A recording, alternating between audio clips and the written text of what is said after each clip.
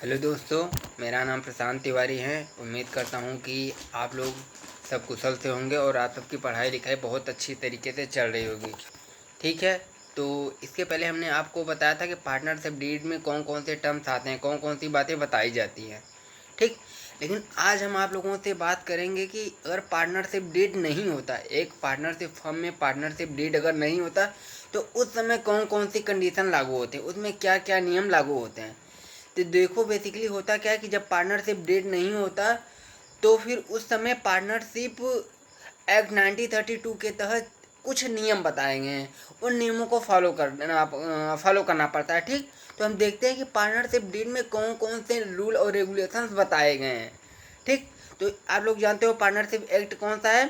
Partnership act 1932 कब पारित हुआ? 1932 में। ठीक है, तो पार्टनरशिप एक्ट कब बना? 1932 में। ठीक, इतना क्लियर है ना। अब हम देखते हैं कि पार्टनरशिप डीड ना होने पर, यानी साझेदारी संलेख ना होने पर पार्टनरशिप डीड में कौन कौन सी बातें बताई गई हैं। ठीक, तो उसमें पहली चीज़ क्या होता है? लाभ विभाजन अनुपात। वहाँ पे भी हमने बताया था कि मतलब पहला कंडीशन होता है क्या, क्या होता है? लाभ विभाजन अनुपात। यानी पार्टनरशिप डीड वो अगर है तो उसमें लाभ हानि का अनुपात है वो किस रेशियो में होगा, जो वहाँ पे दिया रहेगा उसी में बांटा जाएगा। लेकिन अब यहाँ पे ये है कि पार्टनरशिप डीड अगर नहीं दिया हुआ है तो क्या होगा? तो उस कंडीशन में जो लाभ हानि का अनुपात होगा वो प्रत्येक पार्टनर में, चाहे एक हो, दो हो, तीन हो, जितने भी हों, मैक्सिमम कितने होते हैं? 50। मिनिमम 2 पार्टनर, अधिकतम 50। ठीक, तो उन पार्टनरों में क्या होगा कि जो प्रॉफिट शेयरिंग रेशियो होता है, यानी जो लाभ विभाजन अनुपात होता है, जो लाभ हानि अनुपात होता है, वो क्या होगा? इक्वल अनुपात में, यानी बराबर बराबर लाभ हानि को बांटा जाएगा। ठीक, समझ में आ गया ये पॉइंट? ठीक, समझ में आ गया होगा तो प्लीज़ चैनल को सब्सक्राइब जरूर करिएगा, ताकि हम छोटे छोटे वीडियो में और छोटी छोटी जो बातें, जो इम्पोर्टेंट बातें हैं, यहाँ हमारा मोटिव ये नहीं है कि आप 11 क्वालिफाई कर लें, 12 क्वालिफाई कर लें। प्रॉब्लम तब आती है जब आप कहीं एंट्रेंस देते हैं, कहीं कहीं आप कंपटीशन फेस करते हैं, वो कंपटीशन एग्ज़ाम देते हैं, तो वहाँ पे आपको छोटी छोटी बातें नहीं पता होती, क्योंकि एग्ज़ाम में या स्कूलों में क्या होता है कि यही सिर्फ बता दी जाती है कि क्या होता है पार्टनरशिप, क्या इसके फीचर हैं, क्या इसके करेक्टरिस्टिक हैं, क्या प्रॉफिट है, क्या लॉस है, बता के ख़त्म कर दिया गया। ठीक, लेकिन छोटी छोटी बातों को जानो। तो लाभ हानि अनुपात क्या होगा? डीड ना होने पे, साझेदारी संलेख ना होने पे बराबर अनुपात में बांटा जाएगा। क्लियर है? सेकंड चीज़ क्या होता है? पूंजी पर ब्याज।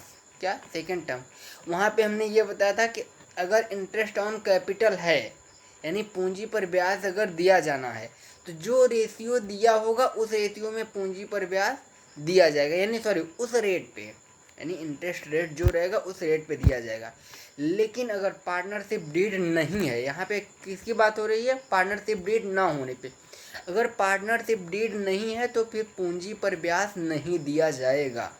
ठीक, क्लियर हुआ? समझ में आया ना कि डीड में अगर लिखा है, जब पार्टनरशिप डीड होता है तो उस समय उस डीड के अकॉर्डिंग, यानी उस साझेदारी संलेख में जो रेट दिया होगा उसमें बांटा जाएगा।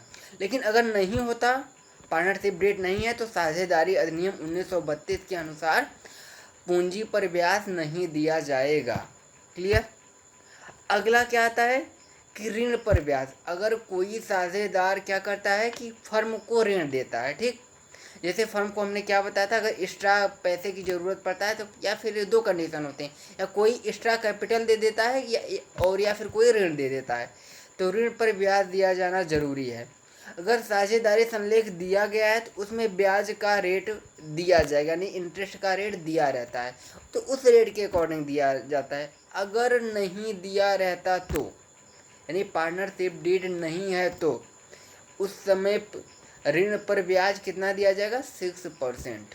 कितना? 6%। चाहे फर्म को प्रॉफिट हो या लॉस हो, यानी लॉस होने की दशा में भी ऋण पर ब्याज दिया जाएगा। ठीक, क्लियर हुआ? प्लीज़ आप लोग कमेंट करके ज़रूर बताना कि हाँ समझ में आ रहा है या नहीं। अगला पॉइंट क्या है? साझेदारों का वेतन। हमने वहाँ पे भी इस चीज़ को बताया था कि वह साझेदारी संलेख में दिया जाता है कि साझेदारों को वेतन दिया जाएगा उनके एक्स्ट्रा कार्यों के लिए, अतिरिक्त जो वर्क करते हैं उसके लिए।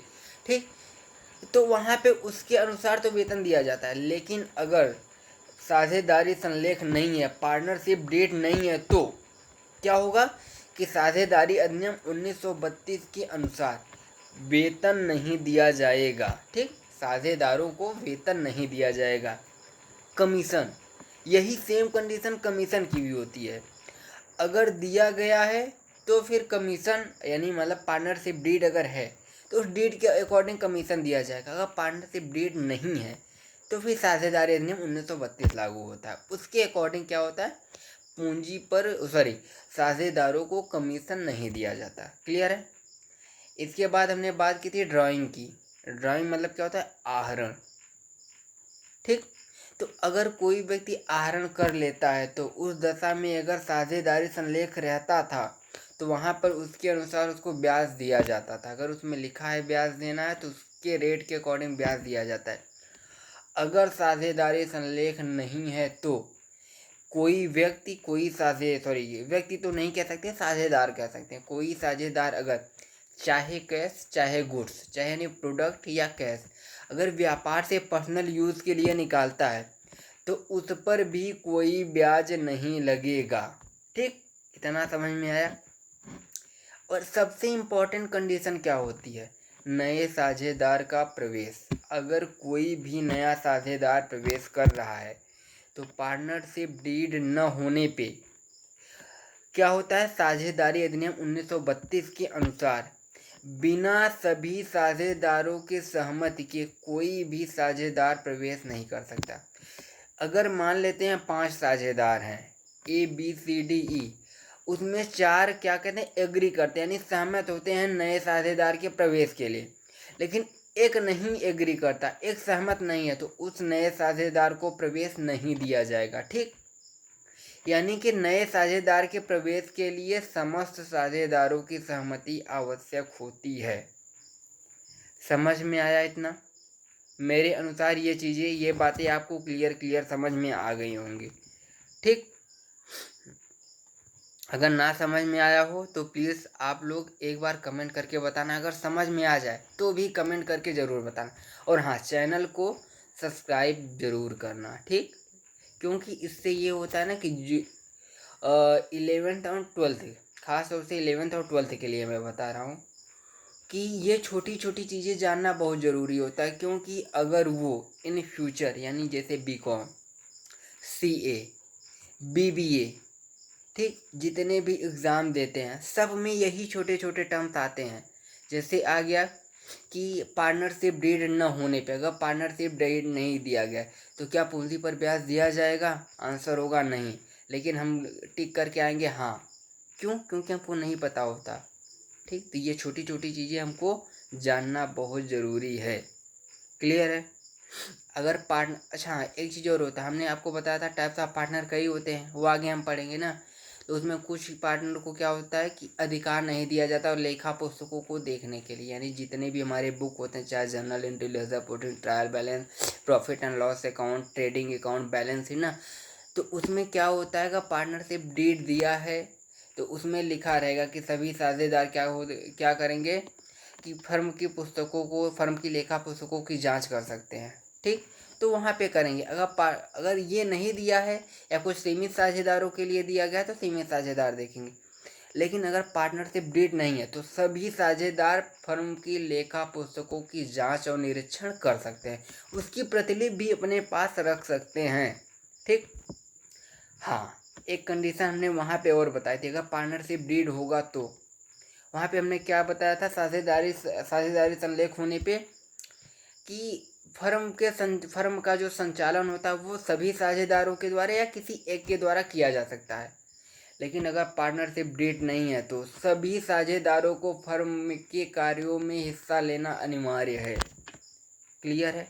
तो ये थी लगभग 6 से 7 पॉइंट जो आपको यहाँ नहीं, आगे आप BCom करोगे, MCom करोगे, BBA करोगे, MBA करोगे, CA करोगे, हर जगह ये छोटे छोटे क्वेश्चन आएंगे। और ये पॉइंट जानना आप लोगों के लिए बहुत ज़रूरी है, क्योंकि आप सब न्यूमेरिकल पे फोकस करते, थ्योरी पे नहीं। न्यूमेरिकल का थोड़ा पार्ट है, थ्योरी का लगभग 66% पार्ट होता है। इसलिए मेरा फोकस है कि आप लोगों को मैं थियरी थोड़ा थोड़ा करके पर डे ही एक एक छोटे छोटे वीडियो में आप लोगों को समझा दूँ। इसलिए आशा करता हूँ कि आप लोगों को समझ में आएगा। जो अभी देख रहे हैं अभी, जो बाद में देखेंगे वो बाद में, कमेंट करके ज़रूर बताइएगा। और हाँ, एक काम करना, चैनल को सब्सक्राइब ज़रूर करिएगा, क्योंकि ये इससे पता चलेगा हाँ कि आपको समझ में आ रहा है कि नहीं समझ में आ रहा है। ठीक। और जो भी आप लोगों के साथी हैं उनके पास शेयर भी करना है, क्योंकि ये छोटी छोटी चीज़ें सबके लिए बहुत इम्पोर्टेंट हैं। ठीक। मेरा टारगेट यही है कि छोटी छोटी चीज़ों को तैयार कराना, क्योंकि अभी से आप सिर्फ छमाही और सालाना जो एग्ज़ाम होता है, एनुअल और ये हाफ ईयरली, मेरा टारगेट वो नहीं है। मेरा टारगेट ये है कि इसकी हाफ ईयरली एनुअल की तैयारी के साथ साथ आप आगे जिस यूनिवर्सिटी में एग्ज़ाम देंगे, एंट्रेंस एग्ज़ाम देंगे, आगे जो बीबीए वगैरह करेंगे, जो सीए वगैरह करेंगे, उनका बेसिक तैयार हो, क्योंकि यहीं से क्वेश्चन बनते हैं, फ्यूचर आपसे नहीं पूछता। ठीक है, तो आप ये छोटी छोटी चीज़ों पे ध्यान रखिएगा। धन्यवाद। आशा करता हूँ आपको ये वीडियो ज़रूर समझ में आएगा। हाँ, ये छोटे छोटे टॉपिक को पढ़ना, जहाँ ना आए कमेंट करके ज़रूर पूछना। धन्यवाद।